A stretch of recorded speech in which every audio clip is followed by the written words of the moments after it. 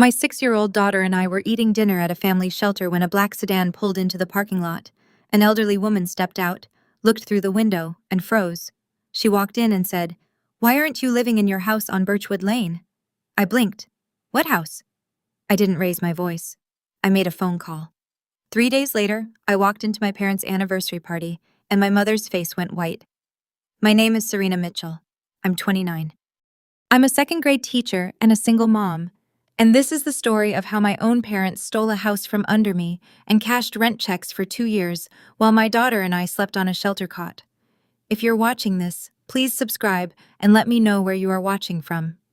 Now, let me take you back to last January, the week I lost my apartment and everything I thought I knew about my family started to unravel. The letter came on a Tuesday. I remember because Tuesdays were Lily's library days, and she'd come home with her backpack stuffed with picture books she couldn't wait to show me.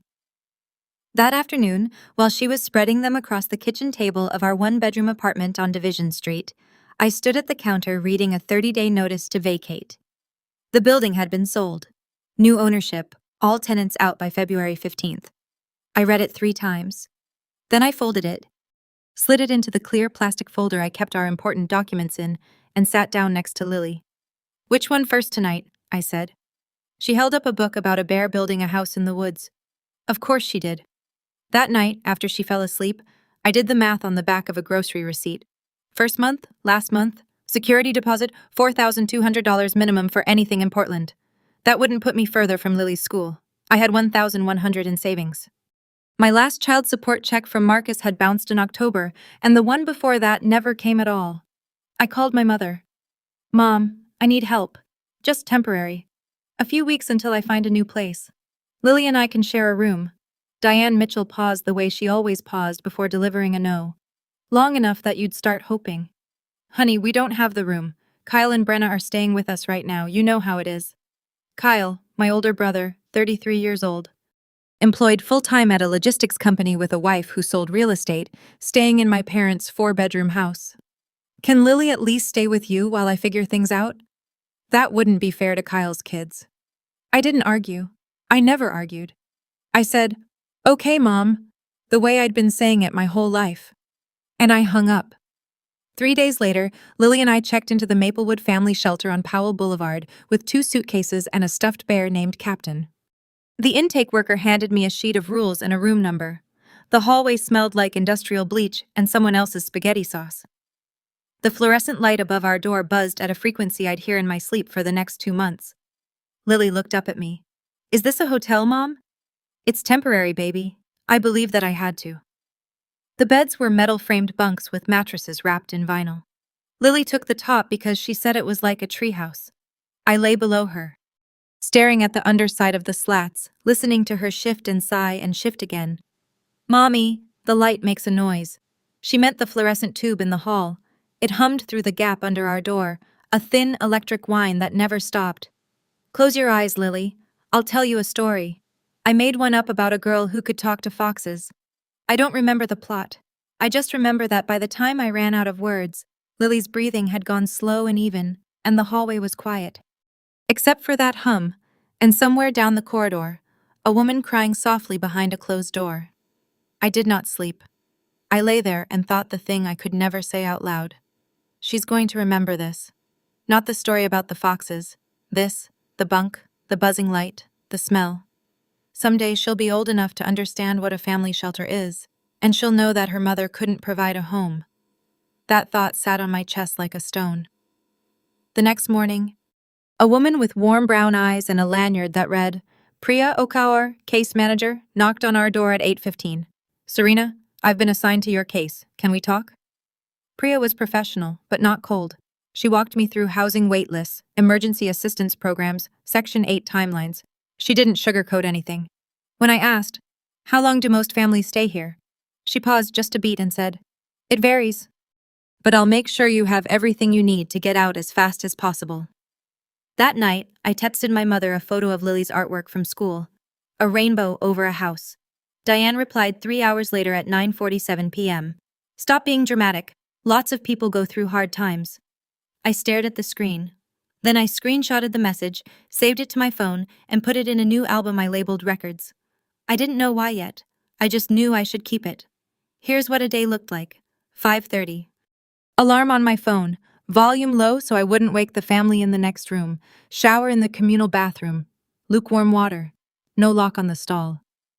Flip-flops I bought at the dollar store because the tile had a film on it I didn't want to think about. Dress Lily. Braid her hair with a comb I kept in my purse because I'd learned fast that anything left in the bathroom disappeared. Drop her at the before-school program by 7:15. Drive 12 minutes to Maplewood Elementary, a Title I school where I taught second graders who sometimes came in hungry, which meant I kept a drawer of granola bars in my desk. Teach all day, pick Lily up by 4, back at the shelter by 5. Every evening, Lily drew. She drew constantly. The shelter had a donated bin of crayons, half of them broken, most of them some shade of brown. And Lily used every single one. She drew flowers, dogs, rainbows, but mostly she drew houses. Houses with big windows, houses with yards, houses with trees and a path to the door and smoke coming out of the chimney, even though it was January in Portland, and our last apartment didn't have a fireplace. I watched her draw those houses, and I felt something crack behind my ribs every time. One night, after she was asleep, I sat on the bottom bunk with a notepad and did the math again. Deposit plus first and last $4,200, current savings $1,100. Gap $3,100 I did not have. I texted Kyle. Can you help me with the deposit? I'll pay you back within 6 months. He replied the next morning. Sorry, sis, we're tight right now. Mom said you should apply for Section 8. I put my phone down, opened Instagram. Kyle's most recent post. A photo of a brand new silver Chevy Tahoe captioned upgraded #blessed. I didn't reply to his text. I screenshot the post, added it to the records album, and went to read Lily her bedtime story. My mother came to the shelter 3 weeks after Lily and I moved in. She brought a plastic bag of Kyle's kids' hand-me-downs, shirts with stains on the collars, jeans with frayed knees, and a smile wide enough for the front desk staff to see. I'm Lily's grandmother, she told the intake coordinator, signing the visitor log with her looping cursive. I just wanted to drop off some things for my grandbaby. She found us in the common room. Lily was drawing. Diane swept in, arms open, voice pitched high. There's my girl. Grandma's here. Lily hugged her. The intake coordinator smiled from the doorway. I watched Diane perform warmth like a woman who'd rehearsed it in the car. When the coordinator left, Diane's smile thinned. Serena, we need to talk. She sat across from me, handbag in her lap, and lowered her voice to the register she used when she wanted me to know she was serious. I've been thinking if this situation keeps up, the shelter, the instability, I might need to talk to the court about Lily's living arrangement. My blood went cold. She was talking about the supplemental guardianship. When Marcus and I divorced, the family court had appointed Diane as a temporary supplemental guardian for Lily. A formality, they said, while I stabilized my housing. It gave Diane no custody, but it gave her standing. Standing to file motions, standing to request evaluations, standing to say, Your Honor, my daughter is living in a shelter? That's no place for a child. I'm not threatening you, she said, adjusting her collar. I'm just worried as her legal guardian, supplemental guardian, I said. Same thing. It wasn't the same thing, but I didn't have a lawyer to explain why. Diane stood, kissed Lily on the forehead, and said loud enough for the hallway.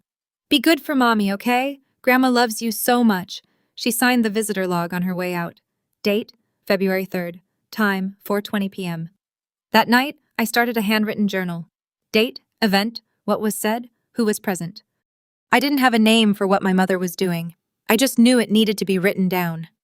I found a studio apartment on Stark Street, 600 square feet, 1 block from a bus line. The landlord said he'd hold it for 72 hours if I could put down $2,000.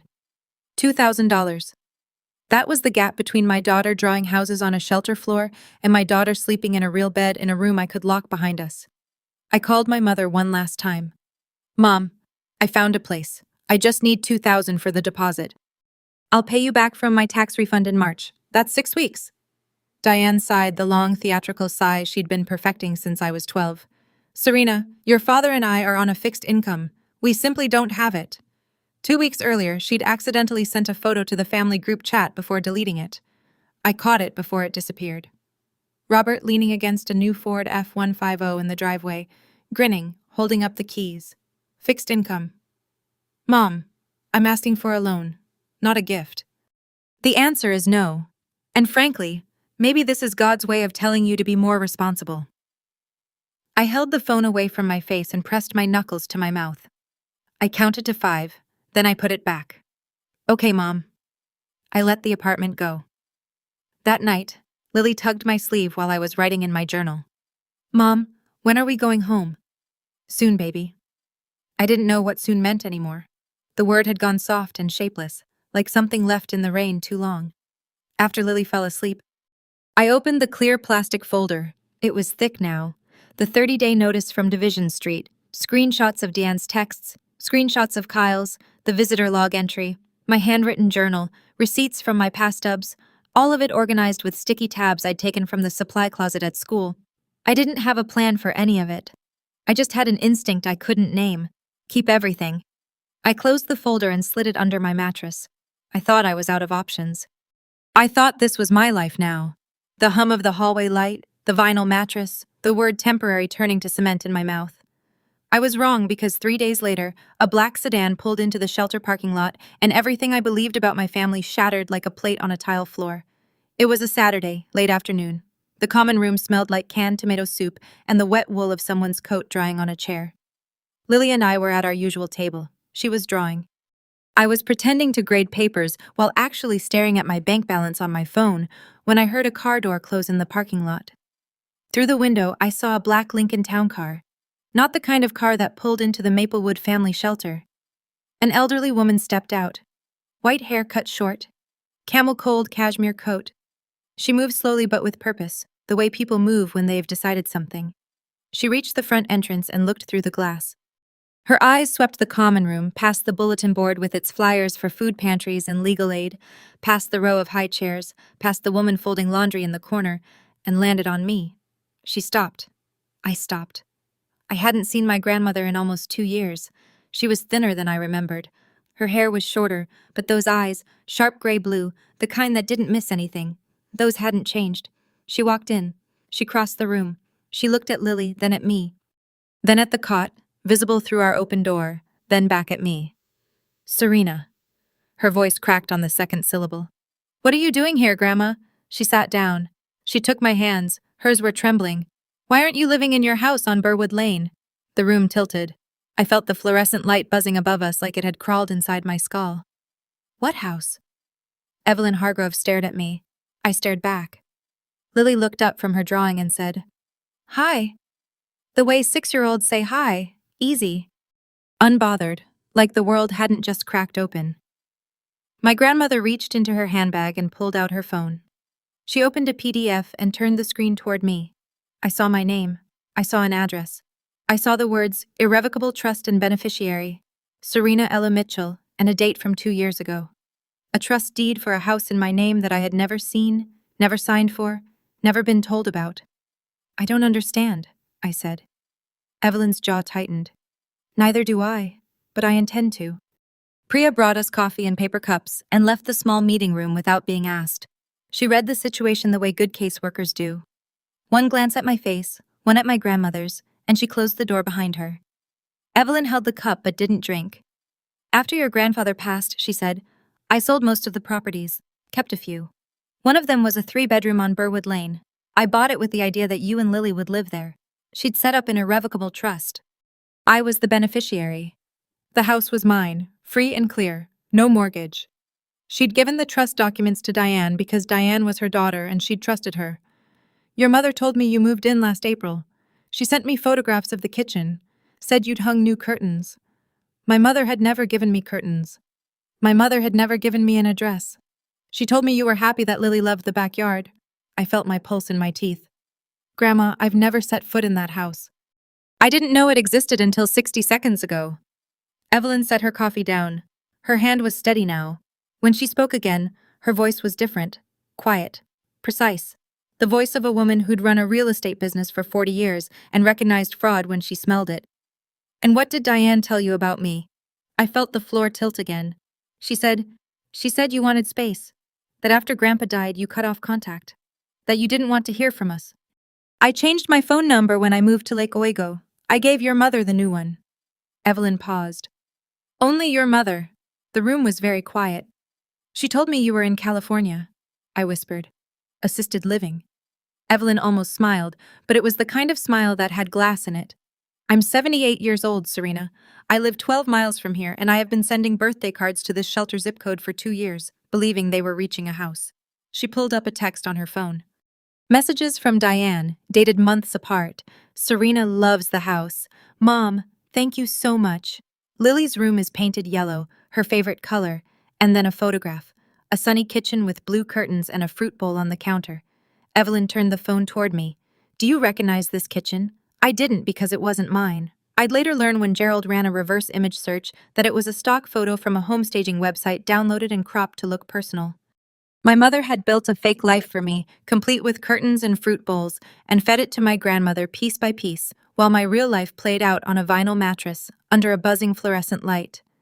Evelyn looked at me. Then who has been living in that house for 2 years? I didn't need to answer. We both knew. I called my mother that night from the shelter parking lot. Lily was inside with Priya, coloring safe.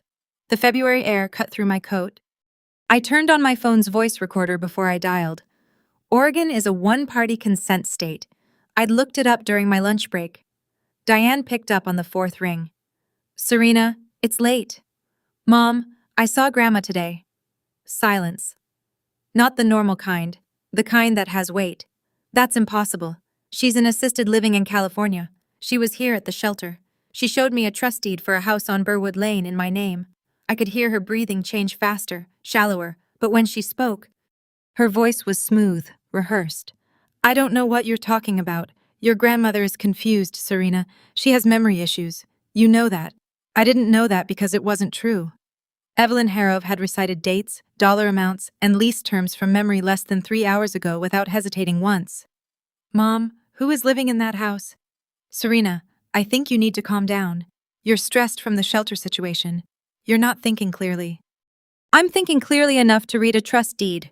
I'm going to call your grandmother and straighten this out. Don't do anything rash. Her voice dropped half a register. You know how courts feel about unstable mothers. There it was, the weapon. Loaded and aimed in under 2 minutes. I let the silence stretch. Then I said, Good night, Mom. I hung up, stopped the recording, saved the file, added it to the records album on my phone. I stood in the parking lot for a long time. My breath made clouds in the cold air. A bus passed on Powell, its headlights sweeping across the wet asphalt. She'd called me unstable.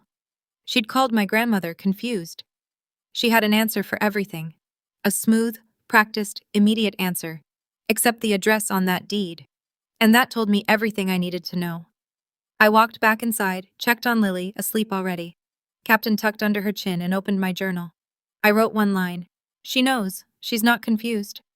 She's not sorry. She's scared.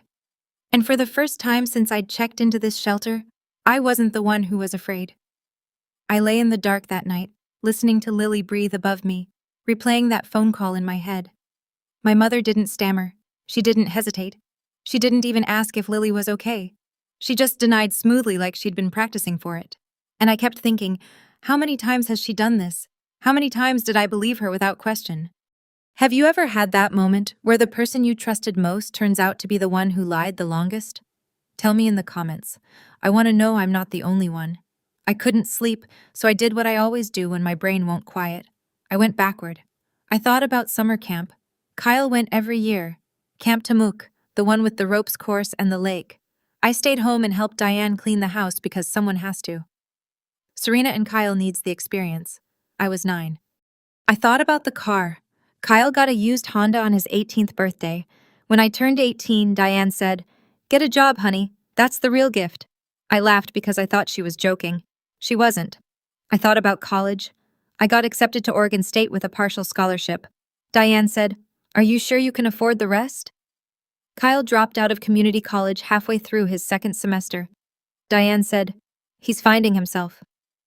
I thought about my wedding. Small backyard paid for by Marcus and me.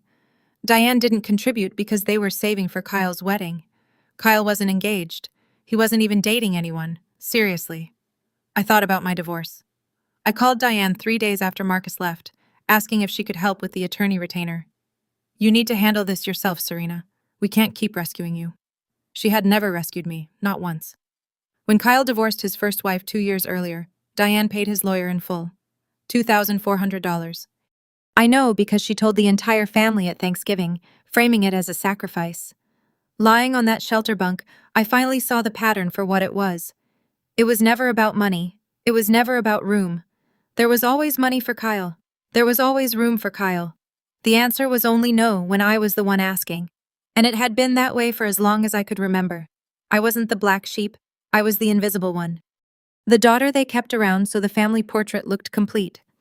The next morning, Evelyn called and asked me to come to her house in Lake Wago. Priya offered to stay with Lily at the shelter. She had a half day and said she didn't mind. I think she could see something shifting behind my eyes and wanted to make sure I had room for it. Evelyn's house was a modest craftsman on a tree-lined street. Not flashy, that was her way. She met me at the door with tea already poured and a man sitting at her dining table. "Serena, this is Gerald Whitfield. He was your grandfather's attorney for 23 years. I called him last night." Gerald was 62, gay-bearded, calm in the way that people who read contracts for a living tend to be calm. He shook my hand and opened a leather folder. "I ran a search on the Multnomah County Recorder's Office database this morning." He said, "Your property at 1847 Burwood Lane currently has a tenant. The lease was filed by Diane Mitchell, signing as." He turned a printed page toward me. "Authorized agent for S. Mitchell." I looked at the signature line. It said S. Mitchell in handwriting that was close to mine, but not mine. The loops were wrong. The capital S leaned too far right. She forged my signature. "It appears so." Gerald slid another page across the table, a spreadsheet he'd put together from county and bank records. Monthly rent collected, $2,200. Duration, 24 months. I did the math before he said it. $52,800, Gerald said, deposited into an account held jointly by Diane and Robert Mitchell. None of it transferred to you. None of it reported to the trust. Evelyn set her teacup down. She did not cry. She did not raise her voice.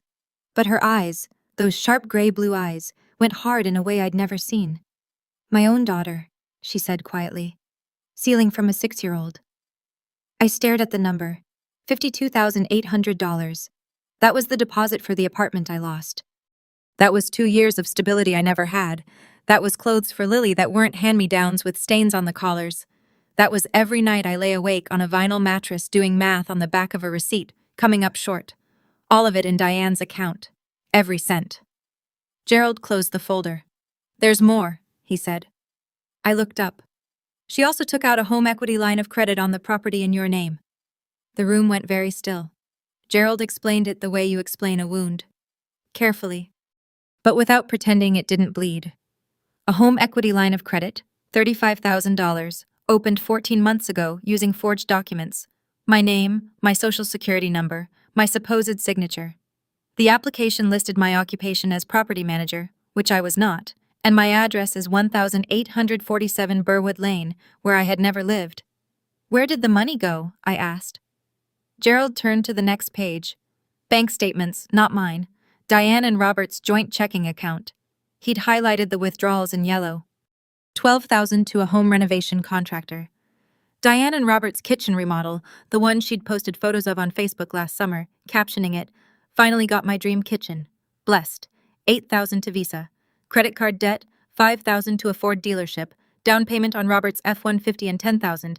A single transfer dated June 14th to an account belonging to Kyle Mitchell." The same month Kyle posted the new Tahoe on Instagram. The same month Kyle texted me, "Sorry sis, we're tight right now." "That's $87,800 total," Gerald said. "Rent plus the Helilock draw taken from your property without your knowledge or consent." I gripped the edge of Evelyn's dining table. The wood was smooth and cool under my fingers. $87,800. While Lily drew pictures of houses she didn't have. While I ate canned soup at a folding table under fluorescent lights. While my mother told me this was God's way of telling you to be more responsible. Gerald looked at me over his reading glasses. "This is fraud, Serena. Forgery, theft by deception. We can go to the police. We can file a civil suit or both." Evelyn reached across the table and put her hand over mine. "What do you want to do?" I didn't answer immediately. I sat with it. The number, the forged signatures, Kyle's Tahoe, Diane's dream kitchen, Robert's truck, All of it built on a house my grandmother gave me so my daughter would have a home. Then I said, I want my daughter to have her house. I want every dollar back. And I want them to know in front of everyone exactly what they did. Evelyn nodded once. Gerald picked up his pen. I went back to the shelter that night and pulled the clear plastic folder out from under my mattress. It was already thick. Now it needed to become a case.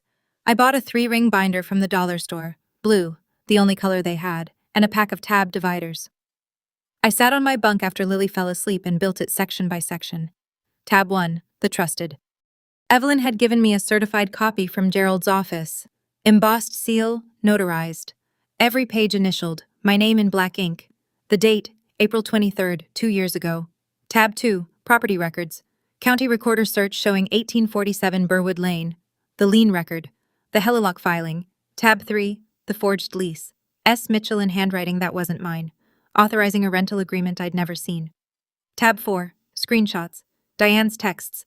Stop being dramatic. Lots of people go through hard times. Kyle's text. Sorry, sis. We're tight right now. Kyle's Instagram. The Tahoe. Blessed. The photo Diane accidentally sent to the group chat. Robert with the F150 keys. All time-stamped. All saved. Tab 5. The phone recording. Diane's voice smooth and steady. Calling my grandmother confused. Calling me unstable. Invoking the court. Tab 6. My shelter journal. Every entry dated, timed, and detailed. Diane's visit, her words about the guardianship, the visitor log she'd signed. Gerald added 2 more items. The next day, the reverse image search results. Deanne Serena's kitchen photo was a stock image from a staging company's website used in 11 other listings, and Priya's affidavit notarized confirming that Serena Mitchell and her minor daughter Lily had resided at the Maplewood Family Shelter since January 17th, that Ms. Mitchell was a cooperative and responsible parent, and that the child was safe, healthy, and well cared for. I held the binder in my lap. It was heavy. This wasn't revenge. Revenge was messy and loud and emotional. This was documentation, and I was a teacher. I graded papers for a living. I knew how to organize evidence. Gerald drove me to Burwood Lane on a Wednesday morning. I'd taken a personal day, told the front office I had an appointment, which was technically true. The street was quiet, residential. Birch trees lined both sides, still bare from winter, but already beginning to show the faintest green at the tips. The houses were older craftsman-style homes, covered porches, steep roofs, the kind of neighborhood where people left strollers on the front steps because they felt safe enough. Number 1847 had a white picket fence, a small front yard with winter jasmine starting to bloom along the walkway, blue shutters, a porch light that was still on even though it was 10 o'clock in the morning. Gerald knocked. A young woman opened the door, late 20s, holding a coffee mug. Surprised to find a silver-haired man in a suit on her porch. Good morning. My name is Gerald Whitfield. I'm an attorney representing the legal owner of this property. May I speak with you for a moment? She called her husband. They stood in the doorway, confused, but polite. They'd been renting for 22 months. They paid $2,200 a month to a woman named Diane, who said she owned the house. She told us it was her investment property. The husband said she seemed normal, nice even. Gerald took notes. They showed him their lease, the same forged signature, the same S. Mitchell. Gerald photographed every page. I stayed on the sidewalk. I couldn't bring myself to go inside. Not yet. But I looked through the front window and saw a small room to the left, a bedroom, empty except for built-in shelves under the window. That room was the right size for a twin bed, a drawing table, and a bookshelf. It was the room I'd imagined for Lily every night for 2 years without knowing it existed. In the backyard, visible through the fence, there was a tire swing hanging from an oak tree. The tenant said it was there when they moved in. Lily would have loved it. She would have loved all of it. I turned away before I started to cry. Gerald was already on the phone with his office. The tenants are cooperating, he said to me as we walked back to the car. They're victims in this too. They paid rent in good faith to someone who had no authority to collect it. We'll give them proper notice. 60 days. We'll handle this by the book. By the book? I held on to those words like a railing on a staircase I wasn't sure I could climb. Gerald laid it out at Evelyn's dining table the next afternoon. Legal pad numbered list pen that probably cost more than my weekly groceries. Step 1. Notice to vacate to the current tenants, 60 days per Oregon statute. They've been cooperative. I don't anticipate a problem. Step 2. Evelyn, as grantor of the irrevocable trust, executes a trust amendment revoking Diane's informal access and designating a new successor trustee. I recommend myself on an interim basis. Step 3. We file a fraud complaint with the Multnomah County District Attorney's Office. Forgery in the first degree, theft by deception, identity theft related to the HELOC application. Step 4. Civil suit for restitution. Full recovery of $87,800 in misappropriated funds, plus costs. He looked up questions. Yes, I said. All of that. But there's one more thing. Evelyn, who had been listening with her hands folded in her lap, looked at me and said, "The party." Next Saturday was Diane and Robert's 35th wedding anniversary. The invitations had gone out weeks ago, printed cardstock, gold lettering. Diane had booked the catering herself. The entire extended family would be there. Cousins, aunts, uncles, church friends, neighbors. 30 people, maybe more. 30 people who had spent years hearing Diane's version of me, the struggling daughter, the drama queen, the one who never appreciated her parents. 30 people who had nodded sympathetically when Diane said, "I've done everything for that girl. She spent years building that story." I said, "I want every person in that room to hear the real one, not because I want to embarrass her, because I'm tired of being asked why I never appreciate my parents." Gerald considered this. "I can prepare a formal demand letter, summary of findings, notice of legal action, restitution terms in a certified envelope. You could deliver it at the event." "Hand-delivered," I said, to her face. Evelyn looked at Gerald. Gerald looked at me. "I'll have it ready by Friday," he said. Evelyn reached across the table and squeezed my hand. "I'll make sure we're both invited."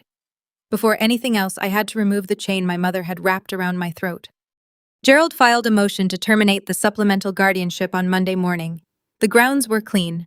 I had stable employment. I had a verified residence incoming. 1847 Burwood Lane documented in the trust. I had a support network including Evelyn and the current supplemental guardian. Diane had an active fraud investigation creating a disqualifying conflict of interest. Priya's affidavit went in with the filing. So did a letter from Lily's school counselor confirming regular attendance and normal development. So did my pay-ubs. So did the shelter's case file showing consistent cooperation and responsible parenting. The hearing was Thursday. Diane was not notified in advance. Gerald filed under expedited procedure, citing the conflict of interest. Without opposition, the judge reviewed the packet in chambers. I was grading spelling tests in the staff room during my lunch break when the email came through. Order terminating supplemental guardianship. Case number 2, 4-FG-1127. Sole legal and physical custody of the minor child LM is hereby restored to the petitioner, Serena E. Mitchell, effective immediately. I read it once, twice, 3 times.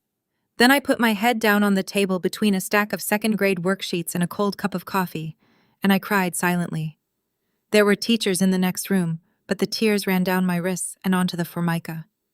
For over a year, I had walked on glass around my mother because she held that guardianship like a grenade. You know how courts feel about unstable mothers. Every time I thought about pushing back, I heard that voice. Not anymore. I wiped my face before the bell rang, washed my hands in the staff bathroom, went back to my classroom, and taught long division to 22 7-year-olds. That evening, Gerald sent me the final version of the certified letter, 4 pages. Summary of fraud, demand for restitution, notice of legal proceedings, printed on firm letterhead, sealed in a white envelope stamped in red, certified mail. I held it in my hands. It weighed almost nothing. It was going to weigh a great deal more on Saturday. Evelyn came to the shelter on Friday. She signed the visitor log the same way Diane had. Only this time, the visit was real. Lily was shy at first. She hid behind my leg and peeked out the way she did with strangers, which in a way Evelyn was. The last time they'd been in the same room, Lily was barely 4. Evelyn didn't push. She sat down at the common room table, set her handbag on the floor, and pulled out a box, wooden, polished with a brass latch. She opened it. 48 colored pencils, not crayons. Pencils. The kind with soft, rich pigment that didn't break when you pressed too hard, each one sharpened to a perfect point. "I heard you like to draw," Evelyn said, setting the box on the table between them. "Can you show me?" Lily's eyes went wide. She slid out from behind me, sat down across from Evelyn, and ran her fingers over the pencils the way you'd touch something you weren't sure was allowed to be yours. I can use these. They're yours. Lily picked a violet, then a green.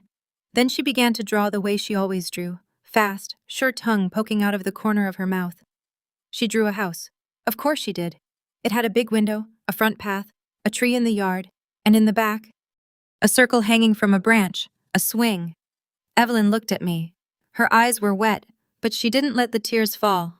Not in front of Lily. "This is the house I want to live in," Lily said, holding up the drawing. Evelyn studied it for a long time. Then she said very gently, "Can I tell you something, Lily? You already have a house. And we're going to bring you there, I promise." Lily glanced at me. I nodded. "Grandma keeps her promises," I said. Evelyn leaned close to me while Lily returned to her drawing. Her voice was barely above a whisper. "I lost 2 years with her. I won't lose another day." I folded Lily's drawing carefully and put it in the blue binder behind the last tab. It didn't fit with the rest of the documents, the deeds, the statements, the forged signatures, but it belonged there more than any of them. It was the reason for all of it. Saturday morning, the day of the party. Lily slept in. I'd been awake since 4. I sat on the edge of my bunk in the blue-gray dark and went through the binder one more time. Tabby tab, court order check, certified letter check, trust deed check, screenshots printed at the library, 4 to a page, check, phone recording transferred to a USB drive Priya had lent me in case anyone asked to hear it, check, reverse image search printout, check, everything in order, everything documented, everything numbered and dated the way I numbered and dated lesson plans. Because if I'd learned one thing from teaching 2nd grade, it was this: if it isn't written down, it didn't happen.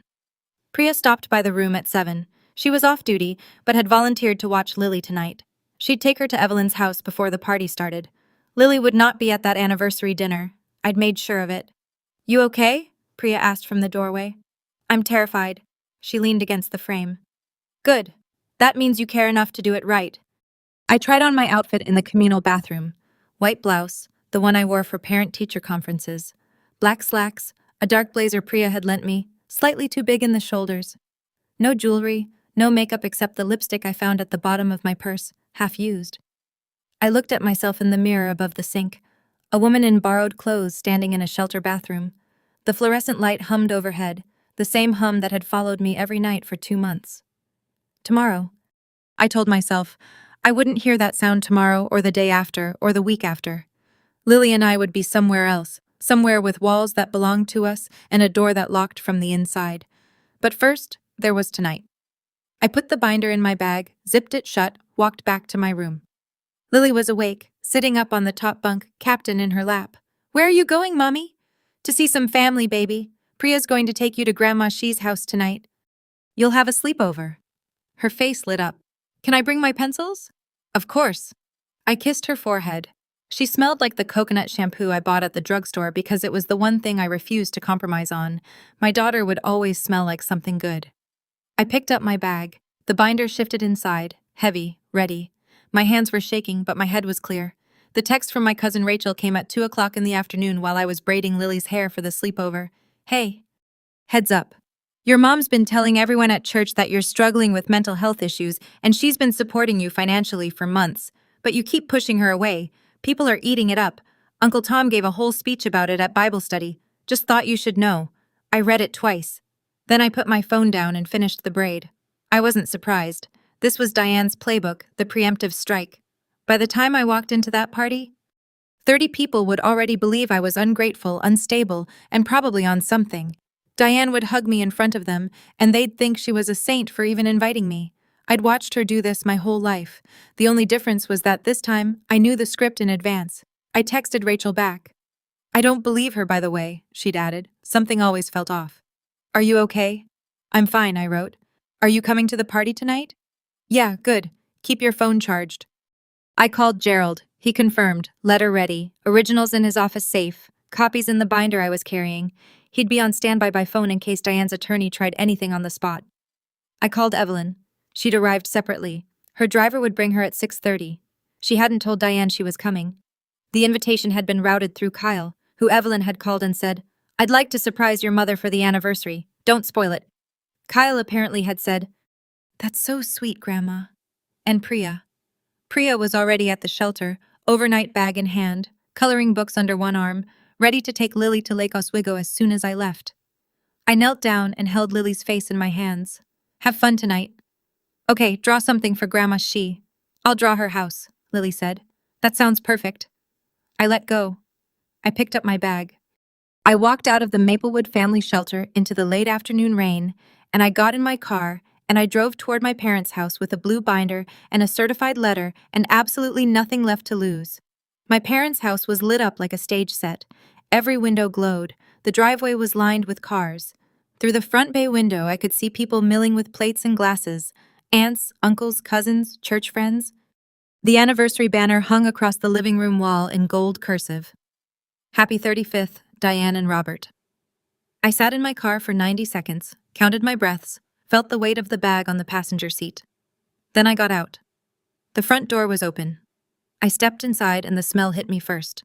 Catered lasagna, garlic bread, Diane's signature lemon cake that she always made for events where she wanted people to say she was wonderful. 30-some faces turned. I felt the shift. The way a room recalibrates when the person they've been discussing walks in. I saw it in the micro-expressions. Pity from Aunt Mary. Discomfort from Uncle Tom. A tight smile from Kyle's wife, Brenna, who immediately looked at her shoes. These people had been briefed. They knew I was struggling. They knew Diane was doing her best. They'd already chosen a side, and they'd chosen it on a lie. Kyle stood in the far corner near the buffet table holding a beer, not meeting my eyes. And then Diane came out of the kitchen. She wore a cream blouse, pearls, fresh blowout, the full anniversary armor. When she saw me, her smile froze for exactly 1/2 second. Then it reconfigured into something warm and generous, performance grade. Serena, honey, I'm so glad you came. She crossed the room, arms wide, and pulled me into a hug that smelled like Chanel No. 5 and hairspray. I did not hug her back. My arms stayed at my sides. Hi, Mom. She held me by the shoulders, smiled for the room, and leaned in close. Behave yourself tonight, Serena. Don't you dare make a scene in front of our guests. Her whisper was warm on my ear. Her grip was tight on my shoulders. I looked her in the eye. I wouldn't dream of it. She released me, smoothed her blouse, turned back to her guests, and then the doorbell rang.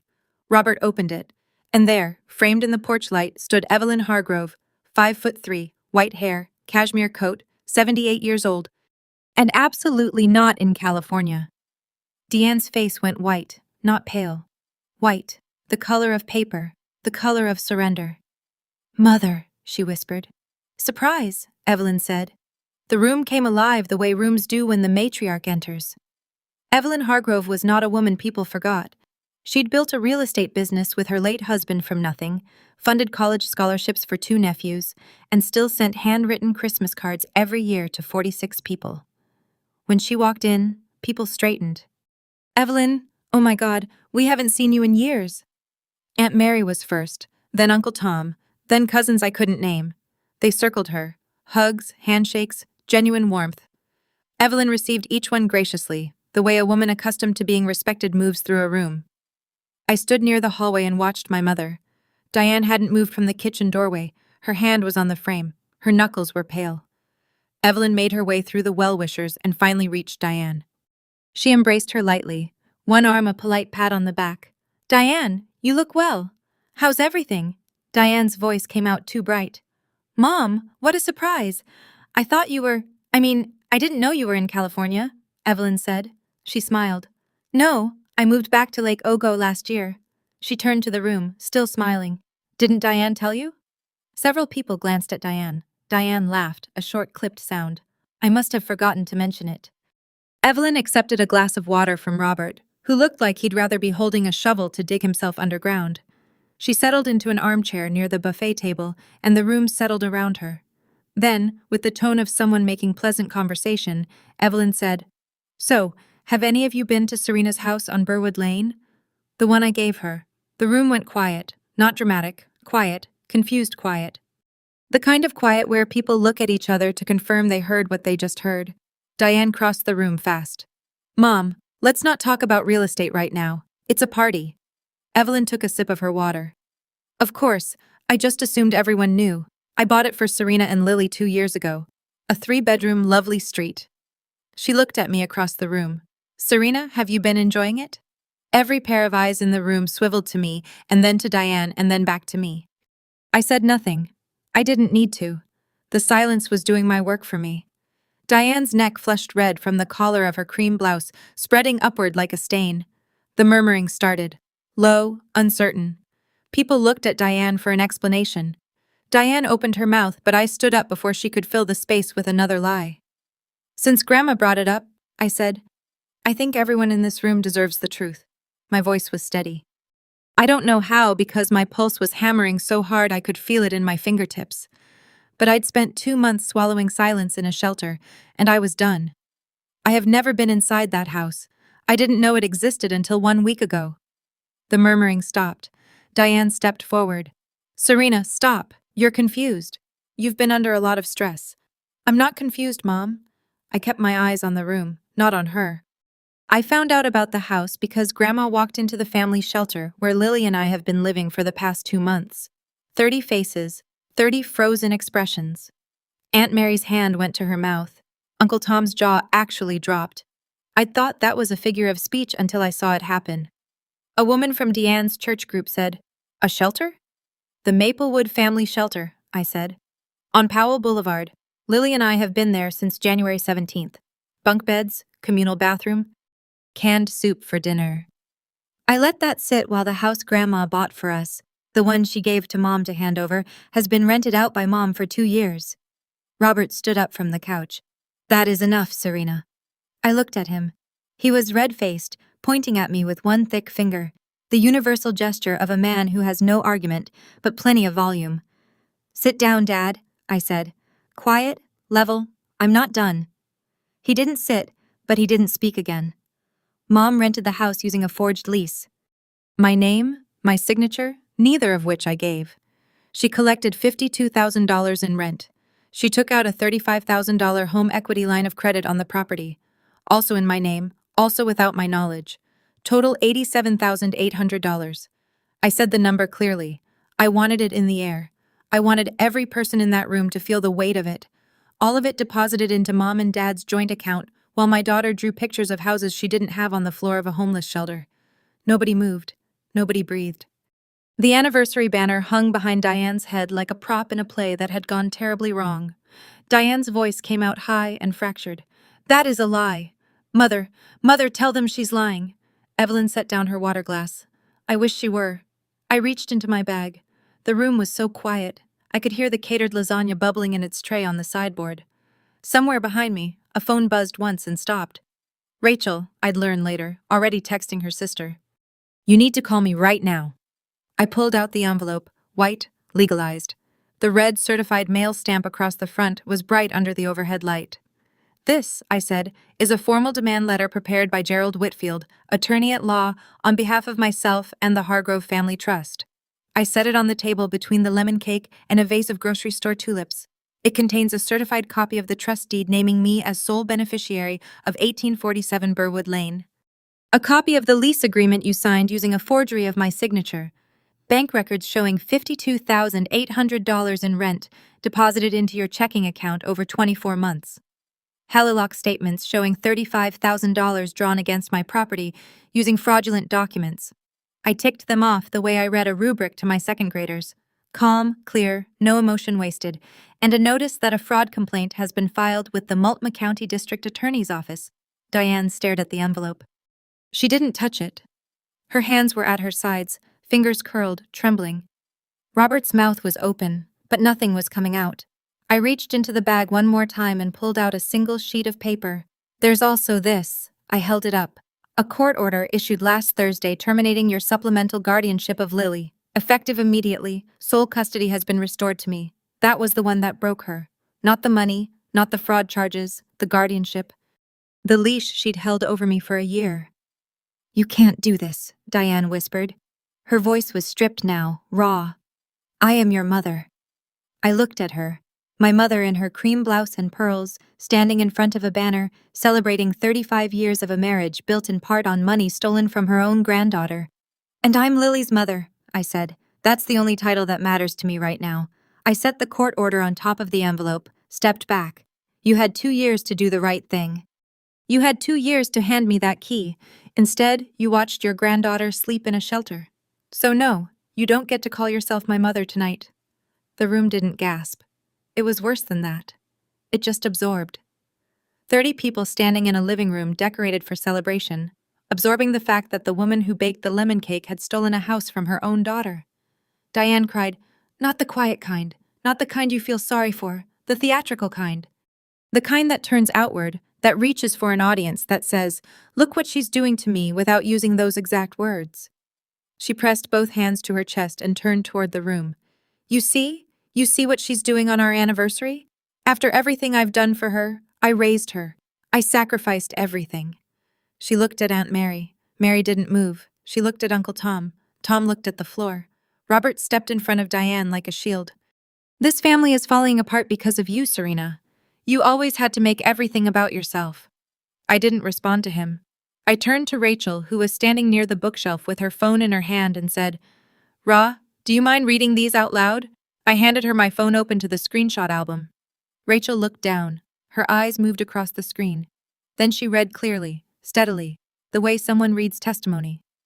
Text from Diane Mitchell, January 24th, 9:47 p.m. "Stop being dramatic. Lots of people go through hard times." The room flinched. Text from Diane Mitchell, February 1st, 11:12 a.m. "The answer is no.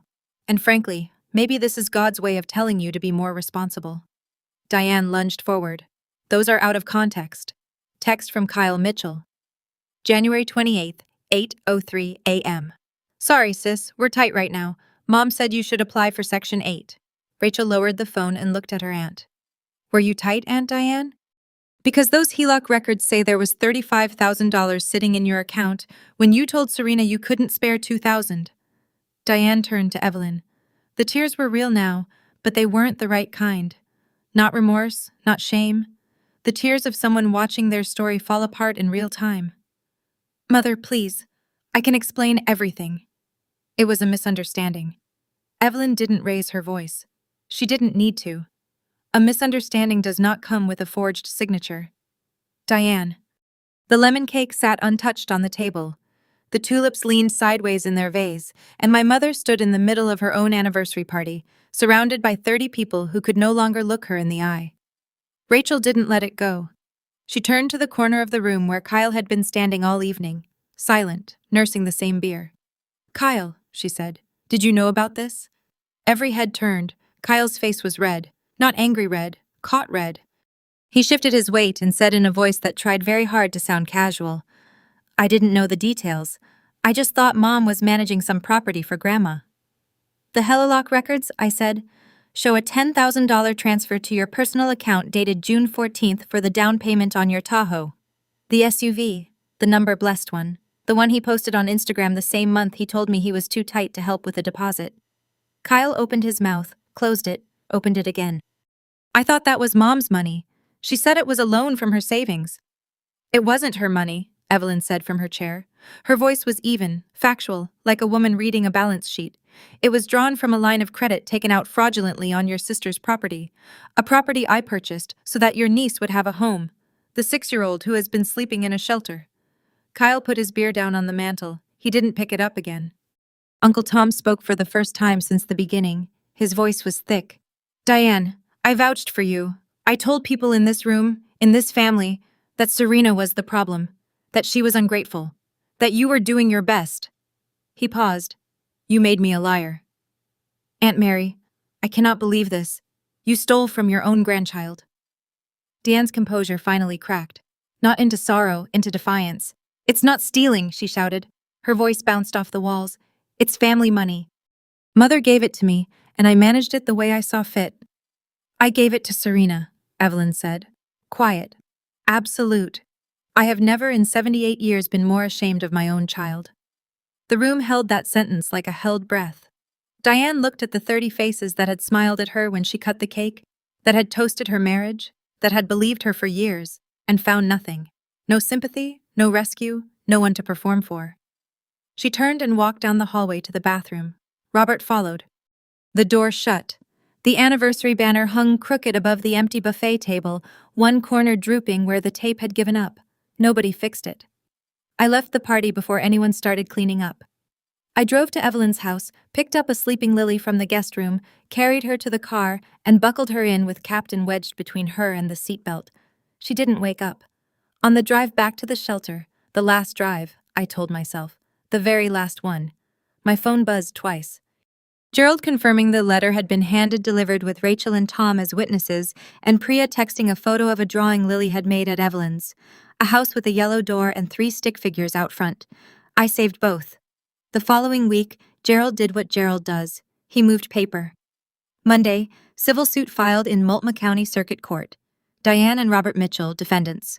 Claims fraud, forgery, conversion, breach of fiduciary duty, relief sought, full restitution of $87,800, plus attorney's fees and costs. Tuesday, fraud complaint formally received by the Multnomah County DA's office. Case number assigned, forgery in the first degree, and OS 100 turned 65.013013 violation Class C felony. Wednesday, Gerald's office notified the bank that issued the Hellolock forged application unauthorized signatures. The bank froze the credit line within 48 hours and opened its own internal investigation. Diane and Robert were now on the hook for the $35,000 outstanding balance. And if they didn't pay, the bank would pursue its own criminal referral. Thursday, the 60-day notice to vacate reached its second week. The tenants at Burwood Lane, decent people caught in Diane's lie, had already begun apartment hunting. No hard feelings. They'd gotten their deposit back from Gerald's office, funded by Evelyn, as a gesture of good faith. Gerald called me Friday evening. Their attorney reached out today, he said. Used the word untenable. That's lawyer for we're going to lose. I sat on my shelter bunk for what I hoped would be one of the last times and felt something I hadn't felt in months. Not happiness, not yet. Something quieter. Traction. After 2 months of sinking, the ground under my feet was finally solid. Serena Gerald said you'll have your house by April. April, 2 months away. Lily's crayons. Lily's swing. Lily's room with the built-in shelves. 2 months. I could do 2 months. The call came 2 weeks after the party. Diane used Kyle's number. Mine was blocked, and she knew it. I almost didn't pick up, but something in me needed to hear her try. Serena.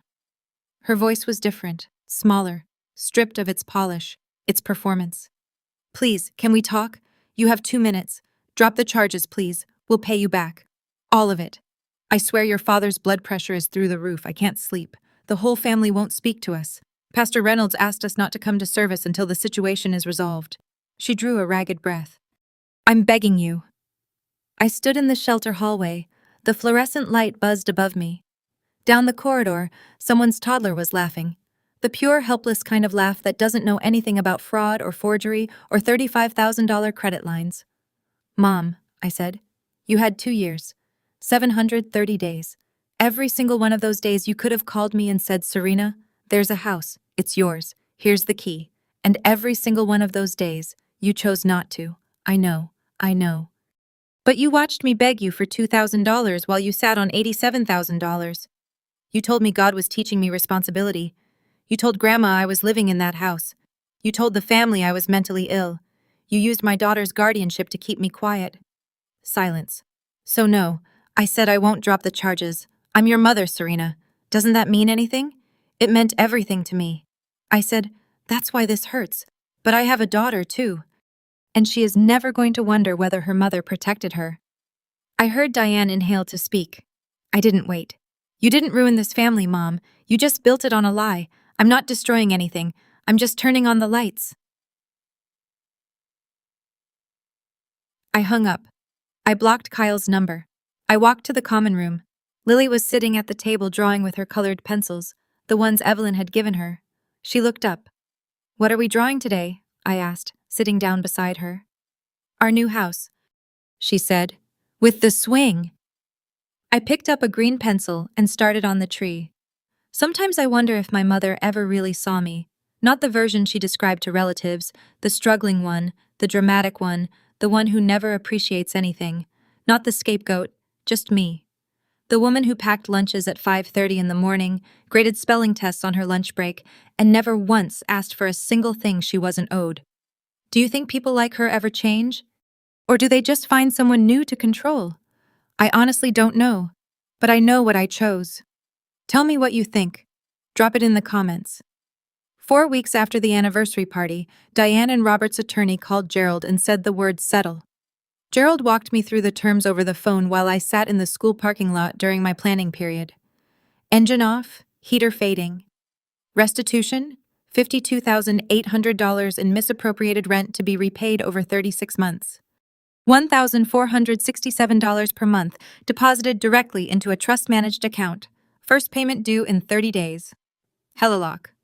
Diane and Robert would pay the $35,000 outstanding balance to the bank in full within 90 days. Failure to do so would trigger the bank's own criminal referral, separate from the DA's case. Kyle, $10,000 returned over 12 months, $833 per month. No exceptions, no deferrals. Criminal. The DA agreed to reduce the forgery charge from a Class C felony to a misdemeanor contingent on full compliance with restitution and 3 years of supervised probation. Any missed payment would reactivate the felony charge. No contact order. Diane and Robert were prohibited from contacting me or Lily by any means. Phone, text, email, social media, third party without prior written consent. Violation would result in arrest. Gerald read the final clause. Respondents acknowledge full responsibility for the actions described herein and waive any future claim to the property at 1847 Burwood Lane. Do you accept? He asked. I looked through the windshield at the school building. Through the second-floor window, I could see my classroom, the one with the alphabet border and the drawer of granola bars, and the reading corner where I sat with 22 7-year-olds every afternoon. Yes, I said. I accept. Robert sold the F-150 the following week, got $28,000 for it. Diane was let go from the dental office. The practice manager cited conduct inconsistent with our values after the misdemeanor charge hit the public record. The tenant at Burwood Lane moved out on March 29th, 1 day ahead of the 60-day deadline. They left the tire swing. Gerald called me that evening. The house is empty. It's yours. I signed the papers the next morning. A trust distribution confirmation. A new deed of trust. A key. One key, silver, warm in my hand. Justice didn't feel good. It wasn't supposed to. It felt right. And for the first time in over 2 years, something in my life felt exactly right. April 1st, not a joke, not a dream. Portland rain, the soft kind, the kind that sounds like someone shushing a baby. Birch trees along the street had filled in since the last time I'd stood on this sidewalk, their pale trunks wrapped in the palest green. I turned the key. The door opened into a small foyer with hardwood floors and a coat hook by the door. Beyond it, a living room with built-in bookshelves and a window that faced the street. The kitchen was to the right, smaller than Diane's stock photo, but real. My kitchen, my counter, my window above the sink, looking out at the oak tree in the backyard. Lily pushed past me and stopped in the middle of the living room. She turned in a slow circle, taking it all in. The high ceilings, the fireplace, the light coming through the front window. Then she saw the backyard through the sliding door. Mom. There's a Clear's throat swing. She ran. I let her. Priya arrived 20 minutes later with the boxes from the shelter. There weren't many. 3 suitcases, a bag of Lily's art supplies, Captain the Bear, the blue binder, which I sat on the kitchen counter and decided to keep forever. Evelyn came after that. Her driver carrying a box of kitchen essentials, pots, plates, dish towels, a kettle.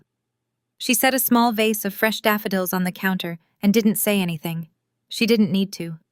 Lily's room was the small one on the left, built-in shelves under the window, just as I'd seen from the sidewalk. We set up the twin bed Evelyn had ordered, pushed it against the wall, arranged the colored pencils on the shelf. I took Lily's drawing, the one from the shelter, the house with the big window and the swing, and taped it to the wall above her bed. That night, for the first time in 74 days, I put my daughter to bed in her own room. I read her the fox story I'd made up on our first night at the shelter. She fell asleep before the end. I stood in the doorway and listened. No fluorescent hum, no stranger crying down the hall, no vinyl mattress crinkling, just rain on the roof, and Lily's slow, steady breathing, and the house settling around us like it had been waiting. I walked to my room, my bed, my door that locked from the inside. I lay down in the dark, and I cried. But these weren't the shelter tears. The ones I swallowed so Lily wouldn't hear. These were different. These were the tears of a woman who had finally, after 2 years, stopped drowning. And the quiet was not the quiet of a shelter where silence means someone is trying not to cry. It was the quiet of a home where silence means everyone is safe. 6 months later. October. The birch trees on our street turned gold, and Lily said they looked like candles. She started second grade at Fernwood Elementary, 5 minutes on foot. I walked her every morning and picked her up every afternoon. On Fridays, she brought home a folder of drawings, and we taped the best ones to the refrigerator until the refrigerator disappeared behind layers of color. Evelyn came every Saturday. She and Lily sat at the kitchen table with the colored pencils and drew together. Evelyn was terrible at drawing, which made Lily laugh so hard she slid off her chair. Lily called her she. Evelyn called Lily, my artist. Sometimes I'd hear them whispering to each other, and I'd stand in the kitchen doorway with a cup of coffee and just breathe. I started seeing a therapist in May. Priya recommended her, a woman named Dr. Kessler who specialized in family of origin trauma. I went not because I was broken, but because I wanted to understand why I'd said okay mom for 29 years. That understanding came slowly, the way spring comes to Portland. Gray for a long time, and then suddenly everything blooming at once. Diane and Robert made their payments on time. I checked the trust account once a month and then closed the screen. They'd sold their house and moved into a one-bedroom apartment on the east side. I heard this from Rachel. I didn't feel satisfied. I didn't feel sorry. I felt okay. Kyle sent a text in August. 3 lines. I'm sorry. I should have known. I should have done more. I read it. I didn't reply. Maybe someday I would. Maybe I wouldn't. That was my choice now. One evening in October, Lily was drawing at the table while I graded papers. She put down her pencil and looked up. Mom, why didn't we always live here? I set my pen down. I thought about it. Really thought. The way you do when a child asks you a question that deserves more than a reflex. Because sometimes it takes a while to find your way home, baby. But we're here now and we're staying. She nodded, satisfied. Went back to her drawing. I looked over her shoulder. It was the house again. Our house. But this time there were 3 figures standing in front of it. A tall one, a small one, and behind them a shorter one with white hair and a big smile. I looked at that drawing for a long time. Then I smiled. The kind of smile that doesn't weigh anything. I used to think protecting my daughter meant keeping the peace. Swallowing the word no, saying, okay, Mom, and hanging up and folding my hands and waiting for someone to notice I was drowning. Now I know. Protecting her means making sure she never has to question whether she deserves a home. She does. She always did. And now she has one. And that's where my story ends and where our new life begins. If anything in this story stayed with you, if you've ever had to choose between keeping the peace and protecting your child, I want you to know you're not alone.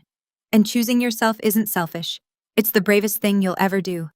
Thank you for staying all the way to the end. Please subscribe if you haven't already and leave a comment. What would you have done at that party? There's another story waiting for you in the description. I'll see you there.